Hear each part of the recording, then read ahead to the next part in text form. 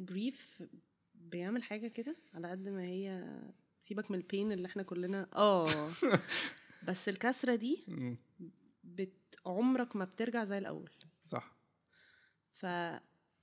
لو انت بقى خدتها في الحتة الصح هتلاقي ان هو طلع منك فيرجن احلى بكتير. او انا ده اللي حصل لي and I believe جدا، وده برضو حاجة I experienced it، انه it revealed كل حاجة. it revealed who I am. it revealed حقيقة أهلي وصحابي، حقيقة الحاجات. هو أنا حسيت إن في غشاء كده وتشال، أو كان في حجاب وتشال.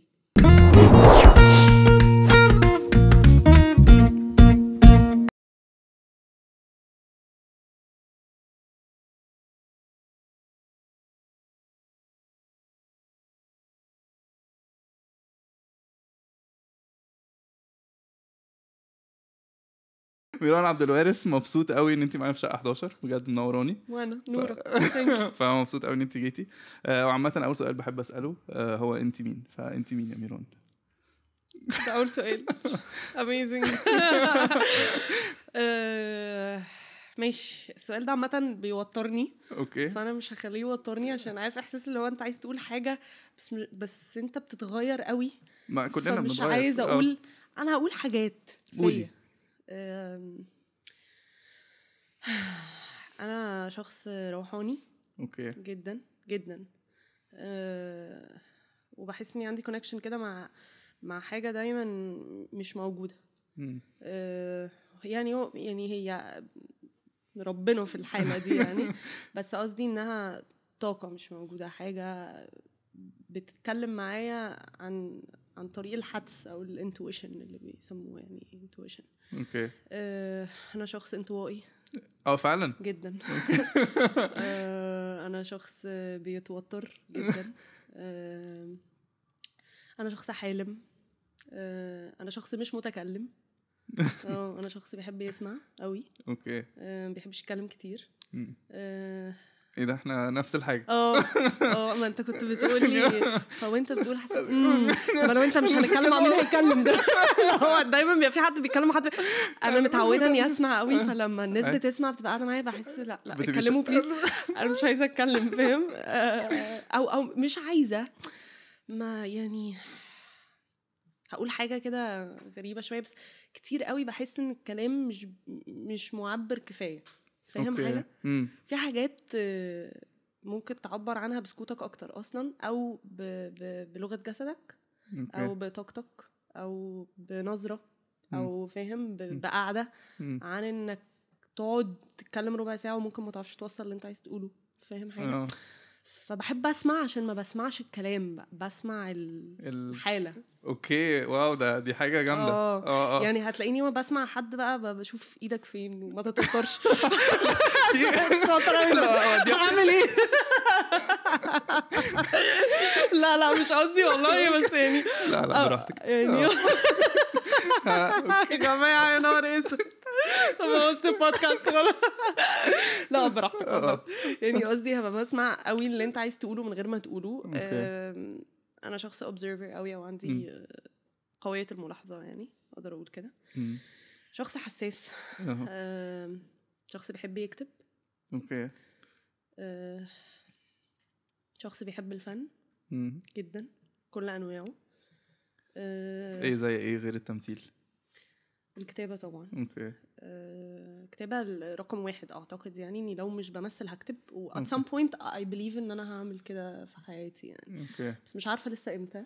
هتكتبي ايه؟ او يعني تكتبي قصص ولا صحافة اكتر، ولا articles ليها علاقة، فاهمة قصدي؟ ولا لا فاهمة، ولا سيناريوهات ولا ايه؟ انا بكتب دلوقتي، بكتب شعر شوية. اوكي. وبكتب يعني حالة جوايا معينة. بس بحس ان انا ممكن في يوم من الايام اكتب مش قصص اكتر ما هي هقول حالات تاني برضو، لانها كلمة معبرة قوي عن اللي انا عايزة اقوله.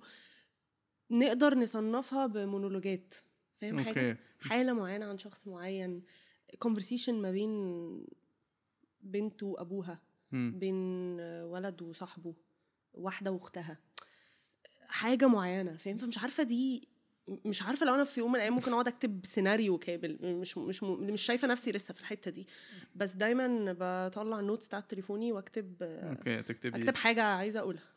يعني فاهم، يو جورنال عامه، او بتكتبي احاسيسك بقى الصبح اول حاجه كشخص حساس وبيحب يكتب ده جدا وما بيتكلمش فهيعمل ايه؟ ما هو بالظبط احنا هنموت بقى غير كده، انا هتجنن. فبكتب يعني هي دايما بتقع مني، بس يعني بكتب كتير بس مش كل يوم. بيجي لي فترات بصحى كل يوم اكتب، بس مش يعني مش بعمل ده قوي دلوقتي. بعمله لما بحسه. طب حلو بس طيب نرجع لميران وهي صغيره بقى. ميران لسه صغيره اصلا لا يعني هي لسه صغيره قوي بقى، اللي هي وهي لسه تنشأ وتترعرع في مع اهلها وهي صغيره. انتي باباكي الفنان القدير الاستاذ احمد عبد الوارث. احكي لي بقى عن ان انتي باباكي ممثل كبير ومسرح ومسلسلات وافلام وحاجات كده، وكانت الحياه عامله ازاي معاه؟ بص، دايما بريفير للتشايلدهود بتاعتي انها كانت childhood confusing جدا. وده عشان انا كنت حاسه اني في بيئه مش طبيعيه للناس اللي حواليا. وده عشان سببين. اولا ابويا كان ممثل، فده ما كانش الشغلانه المتداوله في المدرسه مثلا انك مش بتلاقي يعني تقريبا في المدرسه كنت انا الوحيده اللي بنت ممثل، فمفيش حد عارفه ريليت معاه للي بيحصل في البيت مبدئيا. ان هو باباكي عنده تصوير، عنده مسرح صح، اللي هو الاجازات، وعندنا سهرات في البيت وناس ويجوا لنا ناس تلعب عود وفن بقى، الفن قوي وناس تيجي تقول شعر، يعني البيت كان فيه فن طول الوقت وممثلين بابا بيصور، بابا على التلفزيون، وبابا يجي المدرسه في مدرسه القلب، حاجات كده مش عارفه ريليت ليها مع اي حد. ده كان الجزء التاني ان امي كانت سوريه. او امي سوريه اصلا، مش كانت امي سوريه قصدي في طفولتي يعني. فكان في بقى اللي هو انا ولا الام ريليتبل ولا طب ايه يا جماعه انا في ايه، انا مش عارفه اتكلم مع حد، عارف الاحساس ده. وبعدين في البيت في لغتين، لغه سوريه وفي اللغه المصريه. مامتك بتتكلم سوري يعني، مش اللي هو انا سوريه مصريه بس سوريه الاصل، بتتكلم مصري طبعا بس يعني هتقفشها اولا في اول جملتين. تاني حاجه بتكلمنا هي لما كانت بتزعق بقى بالسوري طبعا، لان هي عايزه تعبر بالظبط، فاهم حاجه. و3 شهور الصيف بتوع كل سنه كنت بقضيهم في الاردن في عمان مع اهل امي، وانا يعني امي سوريه بس اهلها كانوا عايشين في الاردن. فكنت بروح اصلا 3 شهور في كالتشر بقى تانية خالص، وارجع بقى في خلاط كده. ميران مضروبه في خلاط. ففي بقى ان انا طفل عامله كده طول الوقت. هو يا جماعه في ايه ده اللي خلاكي شويه اللي هو بتسمعي وانطوائيه شويه او هاديه او كده؟ هقول لك حاجه اكتشفتها لما كبرت، ان انا قعدت كتير قوي مش بعرف اعبر، عشان انا حاسه ان انا ممكن اكون بفكر بالسوري، لان انا كل الكلام اللي داخل لي باللغه امي يعني، او امي مأثره عليا جدا، بس انا لغتي الاولانيه هي مصريه. فحاسه ان ده عمل لي كده زي حاجز كده في ان انا اعرف افكر واقول اللي بقوله واتكلم على طول، فبقيت ساكته اكتر. فاهم قصدي؟ او اللي هو بأوبزيرف اكتر او بتفرج اكتر من ان انا بتكلم، لاني I used to struggle في ان انا كمان اوصل اللي جوايا.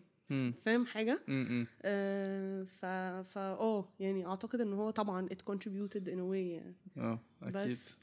فبس طفولتي ده كان الجزء التاني لا it was a very interesting childhood. I think I loved it. I love it يعني بصراحة. كان فيها حاجات غير تقليدية، فاهم؟ زي ما بقولك اللي هو بجد شايفة حاجة مختلفة طول الوقت في حياة أبويا المهنية دي. كنت بروح تصوير كتير ساعات، كنت بروح مسرح، فشربت جدا جدا جدا. وهحكي لك بقى أصلا إن أنا عمري في حياتي ما كنت عايزة أمثل، بس اعتقد ان انا كنت مخزون جدا للي بيحصل طول الوقت. بابا بيتفرج على ايه، بابا بيقرا ايه، بابا بيحب ايه، بابا اللي حببني في الشعر، بابا فاهم اللي كنت بسمع شعر كتير قوي، بسمع مزيكا كتير قوي، بتفرج طبعا عشان حاجته، بتفرج على هو بيتفرج عليه، وهو كان عنده تذوق فني او عنده قيم يعني ستاندردز فنيه معينه، فشربتها غصب عني، فبقى عندي كواليتي انا مش عارفه انزل عنها. فاهم حاجه؟ الناحيه التانية بقى شربت من امي العادات والتقاليد السوريه اللي هي انا بعتز بيها جدا لان هم عندهم حاجه كده very ايوه مش عارف اشرحها، بس في الكور او الاصل قوي، في اصول جدا بحس في التعامل في حتى لو جاي لكم ضيوف في طريقه الاكل في الحاجات دي كلها في لا مرعبين تفاصيل يا صلاح مش طبيعيه، بس هي فعلا تشرف يعني بجد بياخدوا بالهم من حاجات كتير قوي. انت ممكن ما البيت السوري هتعرفه، السفره السوريه هتعرفها، الضيافه السوريه هتاخد بالك من حاجات صغيره قوي، نظافه، ذوق، اصول زي ما انت قلت، بيفهموا في الاصول قوي. بعدين عندهم الحته الدينيه دي متماسكه وربطينها صح بالعادات والتقاليد، يعني اللي هو تحس كده ان الموضوع سوليد مظبوط كده. فهي تركيبه انا بحبها، فانا بحس انها تركيبه يعني يعني هي الكلمه الصح ان انا تركيبه غريبه، بس انا بحبها لان هي مختلفه. وسبحان الله طلع اسمي ميران اصلا، فحتى الاسم انا تحس ان هو في ايه، مفيش حاجه عاديه حاجه واحده ادوها لي بس. فكان في كل حاجه غريبه. وطبعا اسمي ده كنت بيتنمروا عليا كتير يعني، لان محدش بيعرف يقوله، ما اعرفش ليه مع انه سهل قوي، بس في المدرسه بقى كان ميرال وميرا وميرانا وميران وميرنا، كل حاجه الا ميران. ليه طيب؟ المفروض الموضوع سهل، بس برضو ده عمل لي ازمه معينه. بس في نفس الوقت هي في ميران واحده في المدرسه. ايوه فاهم. وانا اصلا اي بليف قوي ان انت ان في حاجه كده بيقولوها مشهوره ان الاسم ديفاينز يو شويه بطريقه ما. ايوه فاهم قصدك. لان انا برضو صلاح، فما فيش، ومش احمد صلاح ولا محمد صلاح، فهو ما فيش غير صلاح واحد في المدرسه، واحنا المدرسه كانت كبيره، فهو صلاح معروف في دفعه فاهمه. ايوه صلاح اصلا فينتج شويه في كده، هو اسم جدي. هتلاقي ان انت في روحك قديمه شويه والله. والله هتلاقي دي حقيقه جدا، بيتك اصلا يعني ده بيت جدي ما علينا، مش بس انت عايش فيه، ما هو there's a reason why you feel او you belong او you feel. دي حقيقه. ايوه بس فلا يعني بعدز بالتشايلدهود بتاعتي اكيد يعني. اكيد. طب بعد انت بقى دخلتي عادي جامعه، كنت في ايه، ديزاين ولا لا كنت مانجمنت جي سي بزنس عادي. ومالكيش بقى حاجه على الفن بس في البيت بس ولا الهوا. انا كنت عايزه اخش طيران اصلا. اوكي I wanted to be a pilot. هايل. انت مش فاهم. واللي هو عايزه اسافر ادرس في امريكا سنه، ارجع اشتغل افييشن بقى انا هطير والدي الله يرحمه رحت وقلت له، كان مقتنع جدا، بس قال لي انا خايف بس من حاجه، ان احنا في مصر، هو معرفش انت فاميليير شويه بالطيارين ولا لا، بس هو مصر الطيران هي الشركه الوحيده اللي بتعين الناس. فبتصدر اعلان مثلا كل سنه بان هم عايزين 50 طيار، وبيبقى فيه 500 او 5000 مثلا، فاهم؟ وانا كنت بنت وما كانش ده اصلا منتشر بالظبط. هو دلوقتي فيه بس حتى مش كتير يعني. فهو كان خايف من الحته دي، وقال له انا يعني علمتك 12 سنه في المدرسه، مش هنيجي نضيع بقى اخر سنه دي ما تعرفيش تشتغلي عشان ما درستيش او بقى تضطري تسافري في بلد تانية وتعيشي بقى يعني عشان بالزبط. تبقى طيران تاني، شركه طيران تاني. فهو كان وكان حاسس، كان عندي 18 سنه ساعتها، فكان حاسس انتي صغيره قوي على ان احنا نعمل كده. سبحان الله اكيد كان حاسس. قال لي ادخلي جامعه 4 سنين، ولو خلصتي ولسه عايزه دي سنه روحي اعمليها في اي وقت، ما فيش مشكله. طبعا بقى كنت اشتغل نفسي وانت فاهم بقى وتقطيع شرايين بقى، اللي هو انا عايزه اخش. ايوه وما حدش فاهمني وانا مش عايزه وطبعا دخلت بقى وكنت فاهم مكتئبه قوي في الجامعه، وبكره الجامعه وبكره الناس وبكره اصحاب، بكره كل حاجه، وكانت فتره يعني صعبه جدا. بس السنه التانية ابتديت اتعود، خلاص ماشي تمام. السنه التانية بقى دخلت مسرح الجامعه، وبالصدفه البحته يعني، ما كنتش عايزه خالص. تاني سنه دخلتي مصر. اوكي. بيدوروا على وجوه جديده وبيعملوا اوديشنز لناس، وواحد قابلني في الكامبس قال لي تعالي، قلت له لا ما عرفتش اكسفه. طب اعملي الابلكيشن، كروتها جدا، ما كتبتش رقم تليفوني، لقيتهم بعدين باسبوعين بيكلموني بيقولوا لي احنا قعدنا ندور على رقم تليفونك. قلت له ليه؟ بس I believe in signs قوي بقى يعني. لما ده حصل حسيت this is a sign in a way انه انا I didn't bother even to write my phone number، وهم حاولوا يوصلوا لي، وانا مش شخص مهم يعني، عادي طالبه في الجامعه مفيش حاجه يعني. ما كنتش ساعتها حتى عملت حاجه بره، فهم حسوا ان هي تالنت ولا الهوا. I felt like it's a sign, I went and I got accepted and I discovered بقى I would say talent or passion that I never knew existed. اوكي. بس بس انت شرباء اوريدي في البيت. بس I never was put in a medium اللي هو to discover ده. يعني بالنسبة لي أنا كنت بقولك أنا بتكسف، أنا بتوتر جدا، أنا انطوائية جدا، فحتى لو يعني حطيت كاميرا قدامي مش هعمل حاجة. I'm very silly at home and super بقى energetic and hyperactive and بقى فاهم بقعد أطبل كل يوم الصبح واتجنن وأعمل لهم بتاع، بس في البيت في الكونفورت زون بتاعتي. محدش شايف. مع صحابي كده برضو انا الكلاون بتاع كل حاجه، بس طلعتني بره السيتنج الكومفورتبل ده، لا هتلاقيني بقى قاعده وساكته وبسمع وبلعب في ايديا وبص على ايدين الناس وشوف بتعمل ايه. خلاص بقى مش عارف يعمل ايه فيه كده وديها فين يعني. بس فكنت بقول لك ايه، فالمهم يعني فدخلتي مسرح الجامعة وابتديتي بقى الحتة دي في المسرح بتاع الجامعة. بالظبط. مسرحيات وحاجات كده بتشتغليها، سكتشز ومسرحيات. وفعلا I don't think اصلا ان انا اشتغلت حتى على عرض، يعني لا اشتغلنا على عرض واحد وبعدين خلاص اصلا خرجت بره المسرح. ايه ليه خرجتي بره؟ اللي هو خلاص اكتفيتي ولا مش ده اللي انا عايزاه ولا؟ لا اعتقد اتخرجت، اعتقد ان دي كانت السنه اللي هي قعدت، يعني انا قعدت لحد ما جت سنه رابعه، وسنه رابعه كانت انتنس قوي، فغالبا قعدت سنه ونص وبعدين خلاص يعني مش فاكره والله قوي ايه اللي حصل، بس يعني I think ان هي it stopped at some point كده. وبعدين خلاص انا مش عارفه بقى، انا يعني بالنسبه لي وقت المسرح ده وقت انا كنت بتبقي مبسوطه فيه جدا قوي، بس مش عارفه اعمل ايه بقى يعني. خلاص اللي هو طب هنعمل ايه ما اعرفش.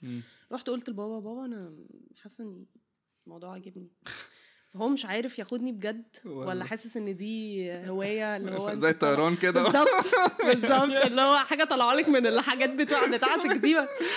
انا احساسي بس ان التمثيل دلوقتي الانتويشن بتاعي. ايوه حاسه ان التمثيل بيناديني، حاسه ان في حاجه انا محتاجه، ما اعرفش بقى ده كان ايه الوقت ده، بس خلصت واتخرجت وماشيه بقى في الحياه كده، اشوف الدنيا هتاخدني فين يعني. فساعتها جات لي شغلانه بتاعت راس صدر. اوكي بحكي لك عليها. كنت سبقا متخرجه وانا اشتغلت في النص في فتره الجامعه دي كتير، كنت بعمل ستودنت جوبز كتيره قوي. انا كنت شخص عامه يعني عنده حب استطلاع جدا، واللي هو curiosity للحياه وعايز اجرب كل حاجه. exactly. وبالنسبه لي وعلى فكره تجربه المسرح جت من هنا، اللي هو I'm the yes girl، اللي هو let's try this, yes let's go to this place, yes let's give this job a try, yes. كان في this attitude قوي and actually this is بيعلم كتير قوي متهيألي، خصوصا وانت صغيره. ده حاجه هايله. انت قلت حاجه صح قوي، خصوصا وانت صغيره. يعني دلوقتي whenever I talk to اي ناس في السن اللي هو بتاع الجامعه حتى بعد الجامعه بشويه ده، اكسبلور يا جماعه، اكسبلور. ما تقولوش حاجه لا انت بتعرفش. يعني انا لو كنت قلت للابلكيشن دي لا، عمري ما هوصل اللي انا وصلت له ده دلوقتي. فايتس all about that moment. انت متخيل هي مومنت اللي غيرت حياتك كلها، فاهم حاجه؟ الموضوع لا كنت هسألك عامه سؤال في المومنت اللي غيرت حياتك، بس انتي قلتي لا مش دي بقى. اوكي لا مش دي one of the moments، بس لا في مومنت تانية هتبقى more accurate يعني. بس قصدي ان قرار انت خدته في لحظه معينه فتح لك سكه رعب بقى. مهم رحت اشتغلت في راس صدر، وكنت بقى خلاص بخبط في شغلانات كلها irrelevant لموضوع الفن ده تماما. وبعدين خلاص الصيف خلص ورجعت مصر، وعارفه ان انا عايزه اعمل حاجه في التمثيل ومش عارفه بقى اعمل ايه. انت اكيد you went through this. لا اروح فين بقى يا جماعه، ولا اكلم مين، ولا اعمل ايه، ولا ابدا منين؟ اللي هو ما فيش CV اتفضلوا يا جماعه وشغلوني. هو ما فيش حاجه، هو انت كل حد يعني انت بتخبطي على اي حاجه يعني، في كل حته واي حته واي حد عندك كاستنج، عندك ورش، عندك اوديشنز، عندك تروح تدرس بره، تاخد كورس اونلاين، في مليون الف سكه ممكن تفتحها. بس هو انهي واحده اللي هتوصل؟ ومش كل حد بيوصل بنفس الطريقه. هي دي الفكره يعني. قصدي كل واحد بطريقته ومشواره عم يعمل ازاي. مليون في المية. وغير السكك كمان اللي هي العلميه او الاكاديميه دي، في سكك تانية بقى اصلا. انت ممكن تبقى في خروجه مخك قاعد جنبك يقول لك انت مثلت قبل كده اصلا. بالظبط. فهي يعني اندلس. فانت كان في بقى التوهان بتاع طب اعمل ايه يا جماعه دلوقتي؟ وباقي ما كانش ما سالتيوش ان هو ساعدني؟ احنا بقى في المرحله بتاعت انا كل ده جوايا. ما انا بقول لك بقى حاجه صراحه، انا مش شخص I'm not a sharing person يعني. مثلا كل دي the internal struggle معاك exactly بس no one knows about it no one knows ان I'm thinking about acting بس عشان I'm not serious about it فمش عايزة اقول حاجة وابقى اللي هو بتكلم فيها بس انا اصلا مش عارفة هو انا اعملها بجد ولا لا فاهم فكان في اللي هو الانترنال ده بس مش عارفة هيوديني لفين واصلا شخصيتي مش هتروح لبابايا خالص يعني اصلا يعني حتى لو I was sure about it مش هروح له اقول له ساعدني خالص. اوكي تحبيش تطلبي المساعده عامه ولا من باباكي بالذات؟ لا ما بحبش اطلب المساعده عامه وبالذات لو اللي هو هتيجي في صوره واسطه او حد ابويا هيكلم حد لا انا لو هوصل عشان انا هم شافوا فيها حاجه مش عشان انا بنت فلان فاهم. سبحان الله بقى المجال كان بيطاردني والله العظيم يا صلاح الموضوع كان غريب جدا عشان كده بقول لك حتى I knew that I wanted to do something about it but I wasn't serious فرميتها. فهنا بقى كان بيجيلي auditions ويجيلي مكالمة مش عارفة ان مخرج عايزني في بتاع فكنت في الأول أصلا هعمل الأب الروحي معرفش إذا سمعت عن البروجكت ده ولا لا. وبعدين ساعتها كنت في الجامعة كنت قبل ما اتخرج وكانوا عايزيني ألات جوه في آخر سنة جامعة وبابايا ما كانش موافق فما عملتوش. بعدين كلموني على كلبش 2 و that was the first thing بقى اللي هو 2018 exactly. وما عملتش اي حاجه يعني هو بالظبط انا رحت عملت اوديشن للاب الروحي بس بالصدفه كان نفس المخرج اللي هو بيتر ميمي فكلمني بقى وهو بيعمل كلبش 2 على طول قال لي انا عندي دور انا حاسه ان انت مناسبه فيه تعالي اعمليه. رحت عملته بقى انا مش واخده بقى ورش انا دخلت المسرح وانت فاهم بقى ان المسرح مش اي علاقه بالسينما والكاميرا وكده ولا ورشه ولا اي حاجه. طيب يا جماعه يلا فين مشاهدي رحت حفظت مشاهدي بجد ليترلي ورحت قلتهم ومشي ولا عنديش تكنيك ما عنديش ما عنديش باك جراوند ما عنديش اي حاجه. بابايا بقى كان موجود ساعتها وكان في برضو this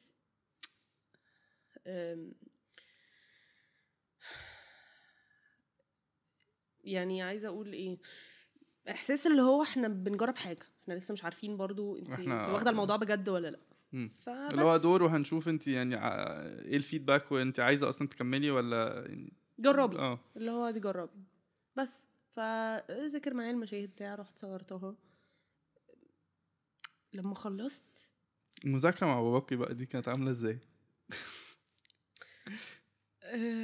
بس هو من الممثلين التقال عارفه اللي هو الزمن الجميل ده اللي هو فيه فايه هقول لك انا كنت حاسه ان هو مش عايز overwhelm me اوكي وحاسس ان انا مش عنديش الكاباسيتي ان انا هاندل الاكسبرتيز ده فكان بيبسط بالظبط جدا اللي هو know your lines very well know your lines very well عشان يبقى عندك المساحة ان انتي تقوليهم بأريحية فبتفتكري exactly for now مش عايزة. وعلى فكرة ده كان ذكاء جدا لأنه كان قال لي حاجة تانية زيادة ما كنتش عارفة أعملها يعني أصلا رهبة اللوكيشن وان انت قدامك فنان كبير ومخرج كل حاجة is very very extremely new to you وانت رايح ولسه ما عندكش I was 21 years old back then ما كنتش هستحمل more instructions فهو قعد يذاكر معايا اتاكد ان انا حافظاه صحي يومها اصلا بدري قوي بصور بدري قوي فاتاكد ان انا صحيت وانتي رحتي وكلتي والحاجات الكيوت دي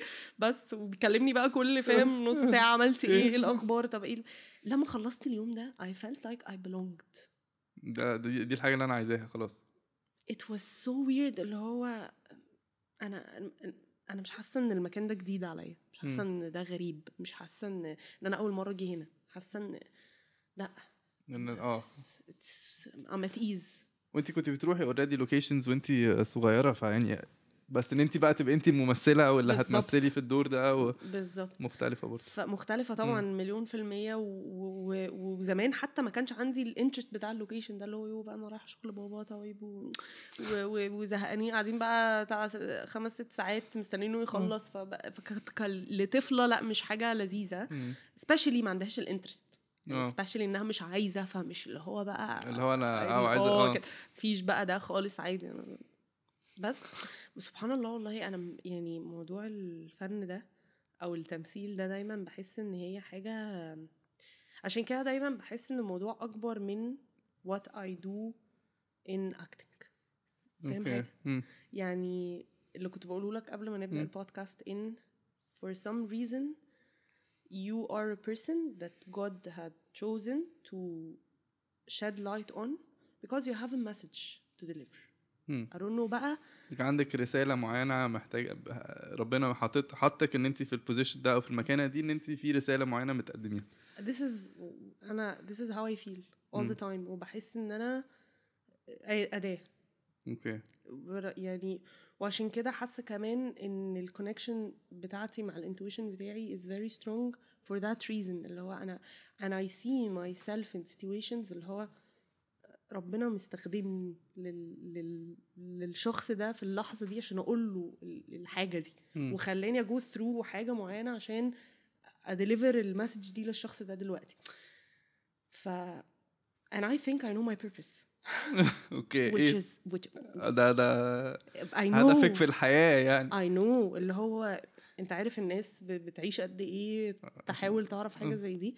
بس being spiritual enough أو being spiritual in that strong sense بينورك وبيخليك تعرف توصل لفعلا غايتك في الحياة ايه. لو انت متنور فعلا داخليا كفاية هتعرف توصل لده بسهولة. فأعتقد ان بكل بساطة يعني أنا حاسة ان محور حياتي كله بيدور حوالين ان أنا أداة. فهو حطني في الفيلد عشان اتشهر بس مش عشان اعمل مسلسلات وافلام وابقى نجمه. عشان في يوم من الايام هقول حاجه حد هيسمعها هتفرق معاه. في اكسبيرينس معينه انا مريت بيها من وانا صغيره في حد بيستراجل بيها دلوقتي فلما يسمع هيقول ايه ده انا شفت ميرون في ريفو وانا بحبها انا هخش اسمع البودكاست ده. في النص الاقي ان هي بتجاوب على سؤال حاجه هو بينه وبين نفسه بيفكر فيها اصلا. exactly. فهي دايما عندي ابعد من اللي بيحصل على الشاشه اللي قدام الناس او اللي احنا بنحلم بيه اللي هو ايه ده انا عايزه اعمل دور بطوله بالنسبه لي انا هي مش كده. فاهم حاجه هي اكبر وابعد من كده بكتير عشان انا ما بحسش اصلا ان يعني this is the end اللي هو الدنيا يعني. ممكن it's always beyond طبعا. بس we're here for a reason. okay. and it's really comfortable to know what are you here for. ده اكيد. بس حلو. وانت بتقولي على ريفو بقى. يس. الدور ده بتحبيه ولا ايه الاطفال؟ يا نهار ابيض. صراحه بص اولا جه ازاي حصل ايه في ان هو انت عملتي كلبش وبعدين عملتي ايه؟ عملت كلبش بعدين عملت مسلسل كده اسمه نمرة 2. أيوة. ما اعرفش لو عارفه ولا لا. نمرة 2 يس. بعدين قعدت سنتين مش بيجي لي حاجه باوديشن مش بيجي لي حاجه. وسبحان الله بقى تاني I wasn't ready يعني من وقت نمرة 2 في السنتين دول انت كنتيش جاهزة اصلا. بالظبط يعني هو فنيا ولا نفسيا ولا الاثنين؟ هما 2. اوكي. هما اصلا حاجة واحدة. يعني ما هو بجد بقى ده اللي ناس كتير قوي مش عارفاه بس I believe in it قوي ان انت لو تطورت نفسيا او شخصيا كإنسان هتشوف فنك هيفرق ازاي. ده اكيد.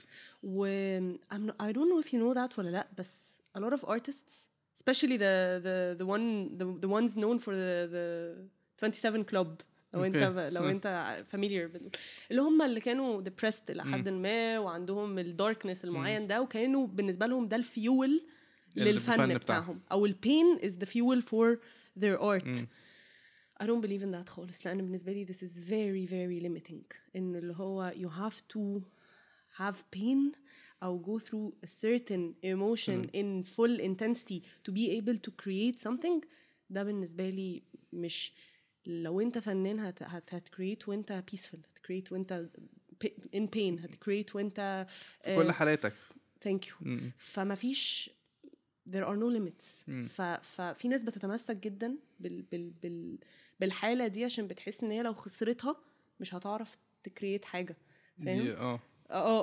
دي متداولة وسمعتها من ناس كتيرة قوي وانا وصلت وفي فترة في حياتي على فكرة كنت كده لان للأسف هي تريكي قوي لان انت بتلاقي نفسك بتبنيها شوية صح. لو جيبني اديني آلام عشان اعرف بقى بتلاقي نفسك بتكتب حلوة قوي. لو انت سونج رايتر هتلاقيك بتطلع اغاني كتير هتلاقي نفسك بتصور ما هو بس يبقى عليك انت كبني ادمه كانسانه انت معذبه متألمه يعني مش you're not healthy انت مش في صحه كامله. thank you and it's not supposed to be depending on one factor. You're supposed to be an artist in all your ستيتس فاهم قصدي صح. فلا انا ما كنتش جاهزه فنيا وما كنتش جاهزه نفسيا واكتشفت عشان انا دايما برفلكت مثلا في حياتي اكتشفت ان ربنا كان بيوديني through certain challenges و experiences عشان عايزني ابني stamina معينه اعرف اعمل بيها اللي انا بعمله دلوقتي ده. لان ده لو كان جه في وقت تاني وانا دايما بقول كده حتى اللي هو يا رب اديني اللي انا بتمناه في الوقت اللي انا اعرف ابقى قد الثقه بتاعتك فيا دي exactly واعرف ابقى اشيل المسؤوليه دي. لان كلنا بنتمنى ادوار كبيره وكلنا نفسنا نعمل بطوله وكلنا نفسنا نبقى نجوم وكل يعني بس الفكره ان انت ممكن يجيلك دور بطوله دلوقتي قاعدك في البيت بقيت عمرك. دي حقيقه. ممكن يباك فاير لو انت مش جاهز ولو انت مش هتعرف او ما عندكش الادوات اللي تخليك تعرف تعمل ده بطريقه فعلا صح وبطريقه فعلا تستحق ان انت تبقى في المكانه دي. هيباك فاير عليك مش هيفيدك. صح جدا. فعشان كده لا نفسيا وفنيا دي حاجه واحده واحنا للاسف عشان احنا اللي بنستخدم يعني وي ار ذا برودكت. ايوه فما ينفعش تفصلهم. فاهم حاجه ممكن اخد كل الكورسز اللي في الدنيا بس انا بقى اصلا شخص بلوكت من جوايا فمش عارف اريسيف ولا عارف اطلع. فتخيل بقى فانا بقى تكنيكلي او سكيل وايز انا فشيخه ودارسه في احسن المدارس والجامعات ولكن انا اصلا I need to heal to be able to receive and اسمع. اصلا انا مش سامع اللي قدامي ومش شايف اللي قدامي والايد مش شايفاها. thank you بجد. بالظبط. and acting has a lot to do with receiving from your partner. احنا في ممثلين كتير قوي للاسف بيبقوا focused on themselves اللي هو انا عايزه انزل الدمعه في الجمله اللي صلاح بيقولها دلوقتي. لو انت ركزت مع صلاح ممكن يغير يديك ده ما تبقى من غير ما انت تبقى قاعد بتسلف يور يور سيلف. فاهم قصدي؟ فانا عايزه ارجع للي انت كنت ريفو ان انت قعدتي سنتين بعد نمرة 2 وبعدين عمل اوديشنز بتعملي اوديشنز كنتيش جاهزه بالظبط. كنت بشتغل عادي فول تايم جوب كنت بشتغل في شركه ريد بول سنتين عادي زي ما قلت خلاص بقى يلا طب ما هنعمل ايه محتاجين بقى عندنا فواتير ندفعها فيلا يعني وانا عامه ما بحبش فكره اللي هو افضل قاعده مستنيه حاجه تحصل. لا طب خلاص دي مش شغاله في حاجات تانية شغالة دلوقتي. هي التريك بس ان انت ما تنسيش الحاجة التانية. ما هو ما تتسحليش في شغلانة اللي هي كل يوم بتاعتك وتنسي ان انت عايزة تمثلي او ان انت بتحبي التمثيل او انت عايزة ده اصلا. صح. في ناس كتير قوي بتوع طبعا في التراب ده بس لو انت passionate enough disciplined enough عمرك ما فانا كنت طول الوقت بالعكس استخدمت السنتين دول ان انا عملت 6 أفلام قصيرة وقتها. وفي منهم حاجات كتير قوي that's been recognized internationally الحمد لله وجوه مصر بطريقه يعني مشرفه جدا. خدت كورس اونلاين بره وقت الكورونا ما استغليت بقى فكره ان هم فتحوا الاونلاين ما كانوش بيعملوا كده عشان acting is only physical فانت لازم تسافر عشان تعمل ده. ففجاه لقيت كل الاستوديوز اللي بره بيفتحوا اونلاين كلاسز فخدت 3 شهور يعني عملت I was improving myself all the time عشان كنت هموت اصلا لو انا بشتغل في شركه 9 to 5 دي وما فيش بقى ايوه تفاهم يعني. انا بشتغل من 9 to 5 حاليا بس لا هو البودكاست اللي برقص فولكلور مش عارف بمثل الحاجات دي هي اللي بتخليني قادر اروح 9 to 5 يعني. من غيرها هنتحر.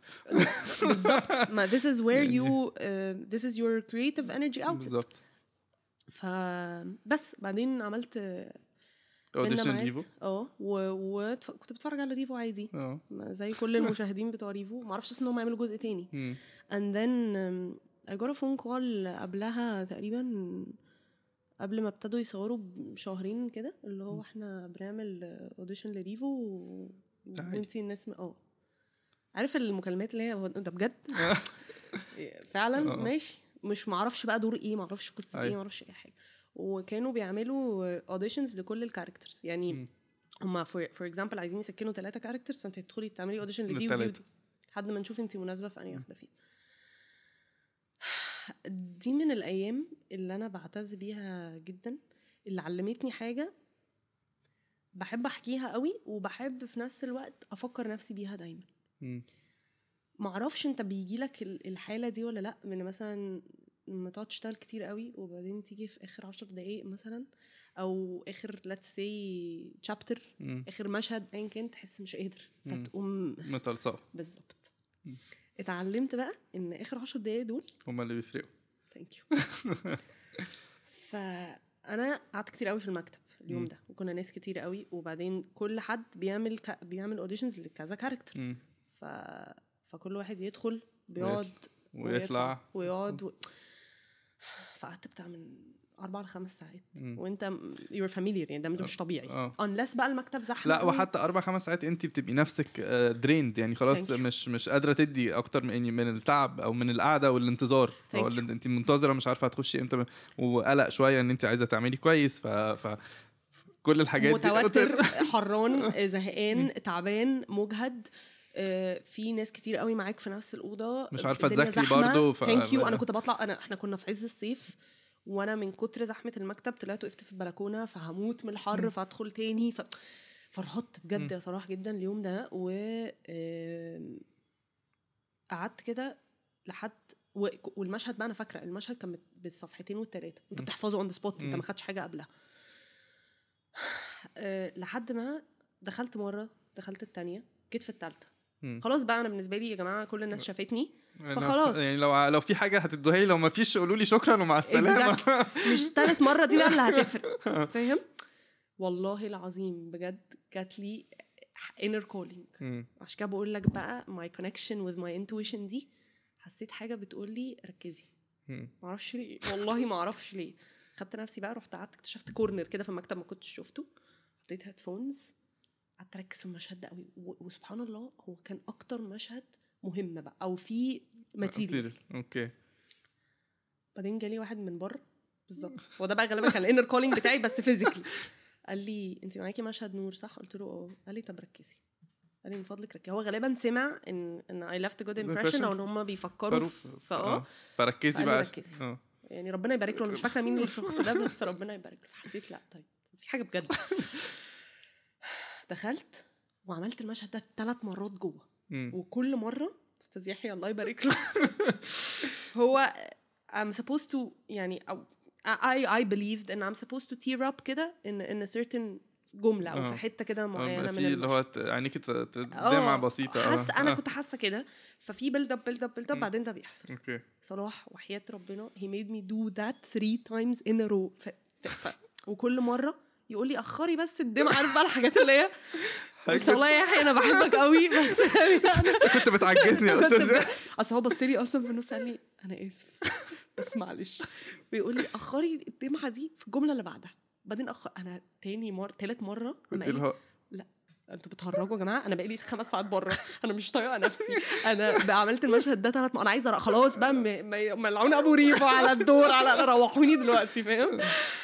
بس قمت عامله بقى اللي هو عمله ده. بس سبحان الله ربنا كان موفقني يعني انا دي مسهلها ما اقدرش اقول حاجه تانية غير ان هو توفيق من عند ربنا. لان انت لو طلبت مني اعمل كده تاني والله العظيم ما هعرف اعمل كده تاني. بس نزلت بجد ركبت عربيتي and I broke the fuck down. you have no idea. عياط بقى انهيار بقى. انت مش فاهم بقى build up وكل شويه عمال تحبس وتنزل دمعه في جمله او تنزل دمعه all ده بقى يعني piled up stress. الوجع بتاعك انت بقى كميران اصلا. thank you ان انت اصلا كمان هي نور is a very mysterious character وشخصيه كده contained مش اللي هو vulnerable بقى وهتيجي تعيط لك لا هي اصلا لو عيطت قدامك يبقى خير وبركه. فهي فكره انها بتتاثر قوي بس she's containing her emotions قوي. it's a very vulnerable moment for her بس she does not expose herself. وانا ده الايحاء اللي جاي لي من الشخصيه دي انه انا مش عايزه ابقى بسح. sobbing اصلا is very easy for me كاميرون. دي حاجه مش صعبه عليا بس هو الاصعب ان انت تمسكيها انك تبقى يعني منهار من جواك بس مش عايز تبين. فصوتك بيترعش وجسمك بقى خلاص وعينيك هتفهم اللي هو مفنجله بقى اللي هو يا جماعه مش فيني بقى. فبجد ركبت العربيه قعدت عيط فاهم اللي هو سواء بيقولوا لي فيها يا استاذه انت كويسه هم عملوا لك ايه فاهم. لا مفيش الناس بس وحشه فوق. بس بعديها بقى المكالمه جات لي بتاعت مبروك انت خدتي دور نور. ده كانت اسعد خبر في حياتي. ومن هنا تالي هي دي اللي فتحت يعني دي بقى البدايه بتاعت بقى انا شايفها ان هي دي البدايه بتاعت ميرون. اعتقد من هنا حصل طبعا turning point محترمه. يعني هكون صريحه في حاجه برضو قبلها كان في بينا ميعاد وكان عمل فرش كده عارف ما تحس اللي هو عمل كان نزل الاول وبيننا ميعاد قبل بيننا ميعاد نزل الاول وبعدين ريفو نزل في الصيف. فبينا معاد كان اوريدي عامل زي كده فاونديشن او بيس كده اللي هو ميران موجوده يا جماعه بالظبط. بعدين اول خطوه بجد بقى تقول ان الشخص ده خلاص بقى جوه الكارير كان ريفو طبعا.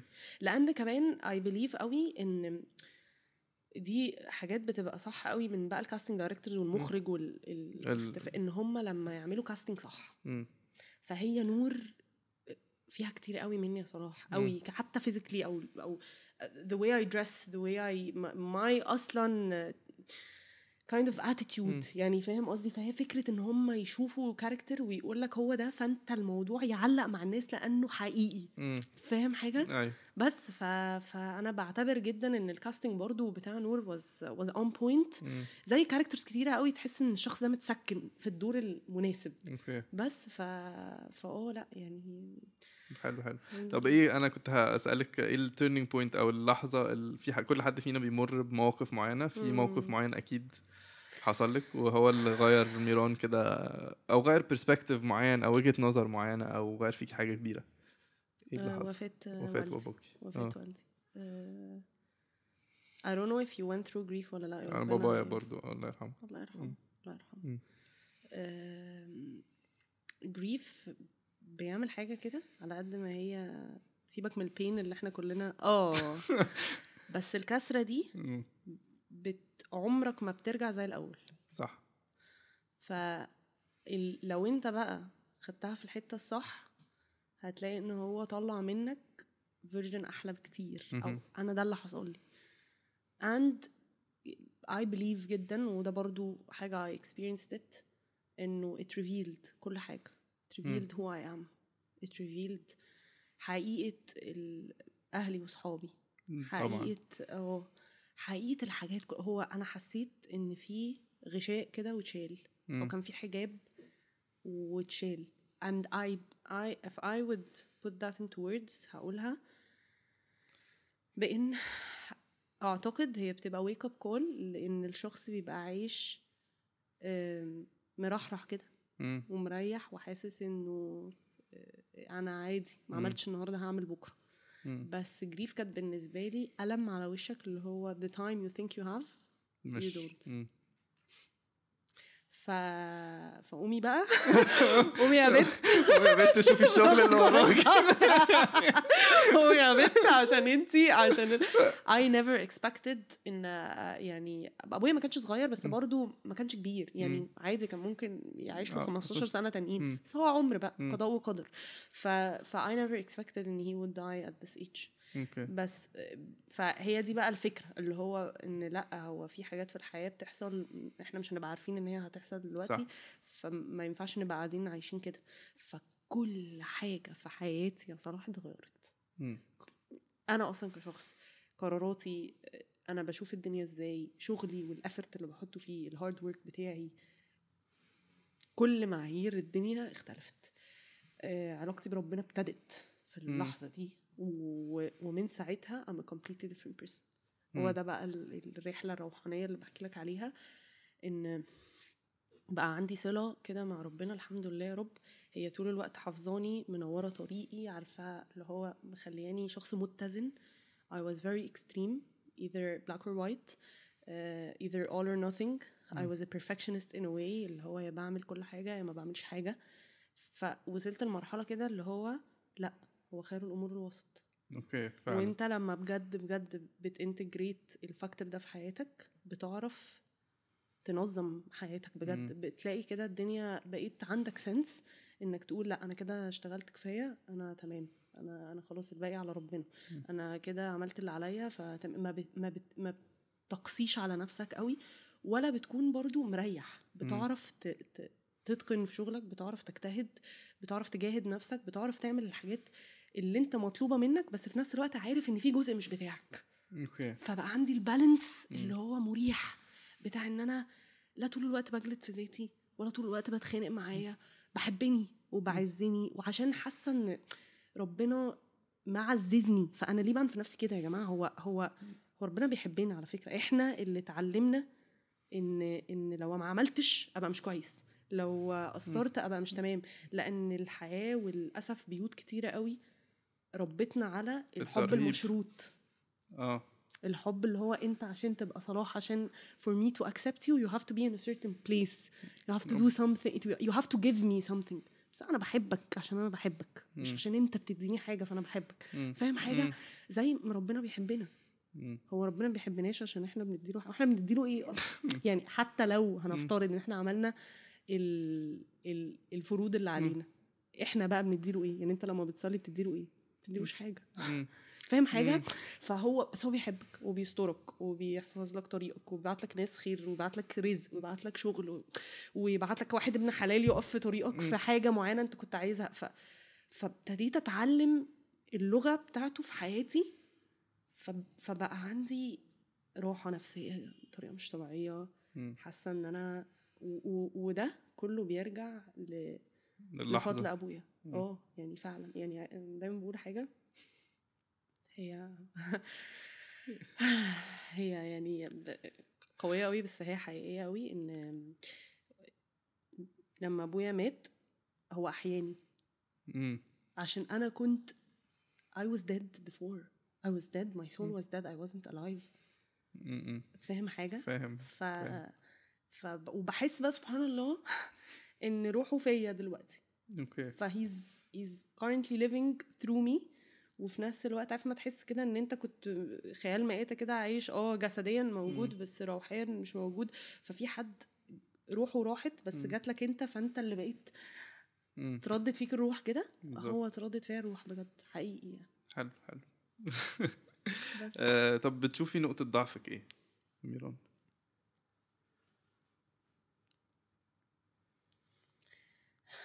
الناس. اوكي. الناس اللي انت بتحبيهم ولا الناس بمعنى ايه؟ ما اقدرش اجي على حد، ما اقدرش اذي حد، يعني نقطة، يعني لو في حاجة فيها خير ليا بس هتاخد حاجة من حد ما اقدر. يعني ممكن يبقى مش الناس، هو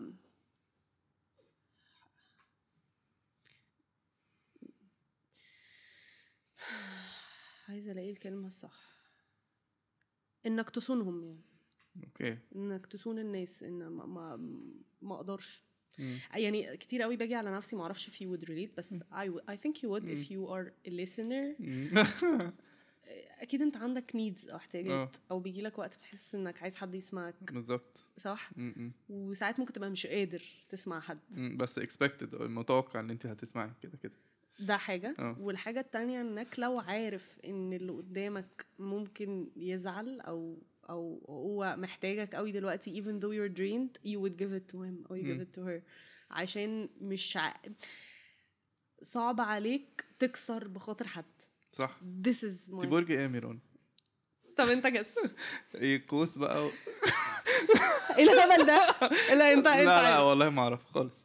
اصلا كنت هقول قوس بعديها سرطان. اشمعنى قلت قوس؟ عشان هم ال very emotional وان تاتش مع احاسيسهم هو انت ايه؟ سرطان، فعشان كده طب ممكن اقول حاجه؟ انا ما اعرفش if you believe in the moon signs والحاجات دي ولا. طب my moon sign is Cancer. اوكي. and my star sign is Sagittarius. اوكي. فانا ميكس اصلا كده، العواطف في كل حته. اللي هو قوس وسرطان ده كارثه. انا سرطانيه جدا في مشاعري. وهو اصلا المون ساين ده تقريبا هو is your internal world او your emotions. مش متأكد يعني I've read about it. هو بقى how انت من جوه عامل ازاي. فانا من جوه بقى الدنيا اللي هو بقى بجد I'm very nurturing دايما. يعني I don't know how to cry in someone's arms بس my arms are always open for everyone. فاهم حاجة؟ فاهم جدا. طب احنا محتاجين نبقى صعب. بعد شقة 11. حلو. طيب هسألك انت بقى دلوقتي بتحضري كذا حاجة. احنا اتكلمنا في بعد ريفو بقى الدنيا شغالة الحمد لله كويس. انا عايزة اسألك بقى. ميران يا جماعة قبل الحلقة بتقول لي انا ممكن اسألك اسئلة، قلت لها اسألي ولا هنبوظ؟ قلت لها لا براحتك. لا اصل انت مش فاهم، انا I'm very comfortable لما حد يقعد يتكلم عني. على فكرة دي من الحاجات اللي بتوترني جدا، واللي هو طب وانت ايه النقطة طب ممكن اسألك سؤال فيهم. اوكي. ايه النقطة اللي حاولت، اللي هي الحاجة اللي حاولت حياتك؟ انا مش عايز اقول برضو هي فعلا ليه ما تقول برضو فعلا لا ما فعلا موت بابا يعني لما هو توفى وبتاع هو كان تعبان وكل حاجه بقاله اخر سنه وكده بس اللحظه دي لما even though كنت عارف ان هو يعني النهايه قربت.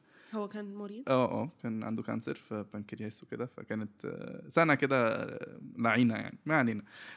ففي السنه دي بعدها تحسي الدنيا اختلفت تماما مفهوم العيله اصلا اختلف على قد ما كنا بنبان ان احنا او كنت بحس ان احنا عيله مترابطه جدا ما بقتش احس ده او بقى مش ما بقتش احس ده بقى في كده في تغيير معين في الموضوع. بقيت اقدر اصحابي قوي كنت قبل كده ما بقدرش او مش ما بقدرش you're less present او مثلا مش موجود قوي مش حاضر قوي او كده. حاسس ان انت بقيت more empathetic اكيد بقيت يعني بابايا كان دايما بيقول لي الحياه ما بتقفش على حد فبقيت منفتح اكتر على ان انا اجرب اصلا حاجات كتيره. انا كنت اللي هو شبه مش ماشي في جنب الحيط بس اللي هو متوقع ايه اللي هيحصل في حياتي وحاسس ان انت بقيت accepting اكتر losing people ده اكيد ده اكيد. ايه تاني بقيت عايز اجرب عايز اشوف عايز الحق صح عايز بقى كده في الشغف اللي هو طب اجرب ده طب اعمل ده طب يعني فاهمه اللي هو اصحابي دايما بيقولوا لي let go فايم letting go مش عارف اخره letting go ده هيودينا فين بس احنا من let go. ايه تاني بس متهيألي اثرت في فنك باي طريقه بقول لك الموضوع اتفتح بقى في كده حاجه في حاجه معينه كده بقت مفتوحه استقبال بقى في خط كده استقبال فبس فلا كان على قد ما الموضوع مؤلم وبيوجع وما بترجعيش زي الاول خالص وبيفضل موجود معاكي الوجع ده ماشيه بيه طول الوقت كل شويه ما بيبقاش قريب زي الاول بس مع الوقت بس هو معاكي هو اكنك فاهمه it's your baggage هو دي الشنطه اللي انت شايلاها اللي فيها آلامك فده من ضمن الحاجات المؤلمه اللي مريتي بيها وهتفضل موجوده بس مع الوقت ما بتبقاش مؤلمه قوي بتبقى مؤلمه بطريقه تانية. طيب هسألك اخر سؤال احنا قربنا نقفل الوقت قولي لا قولي لو عندك الاختيار هتختار ده يحصل ولا لا؟ لا يعني يحصل ان هو بابايا لا بس ان انا اتغير ما هم هي واحده فاهمه ايه فكر ويبقى طيب كمل عشان الحلقه بس لا خلاص احنا تقريبا وصلنا اخر سؤال بقى انا بحبه جدا السؤال ده اوكي تخيلي معايا بقى انت عندك 60 سنه ان عيد ميلادك 60 اوكي وبتحتفلي بيه بقى انت واخواتك اختك ومامتك واصحابك القريبين والناس اللي بتحبيهم كلهم وبتكتبي دلوقتي as we speak جواب لنفسك لميرون هتفتحيه وانت عندك 60 سنه تكتبي ايه في الجواب ده؟ فانا بكتب جواب دلوقتي هقراه وانا عندي 60 بالظبط كده.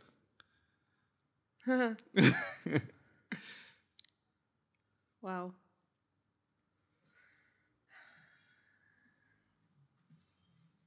انا اعتقد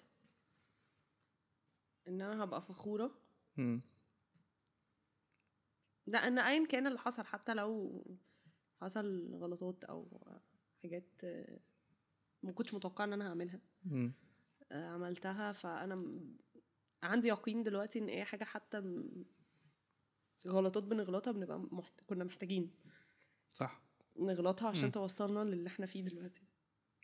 متحمسه قوي اشوف الفيرجن دي مني هتبقى عامله ازاي. انا حاسه ان عندي 60 سنه دلوقتي فانا ما اعرفش عندي 60 سنه انا جوايا واحده عجوزه قوي صراحه او يعني انا عندي نقيض كده معين بس يعني في طفله عندها 7 سنين ايوه ما انا بحس في الاثنين صح ايوه وانت برضو وفي هو الجزء المجنون اللي هو في كل حته اللي هو كده ده والجزء اللي هو خلاص احنا كبرنا بالظبط ايوه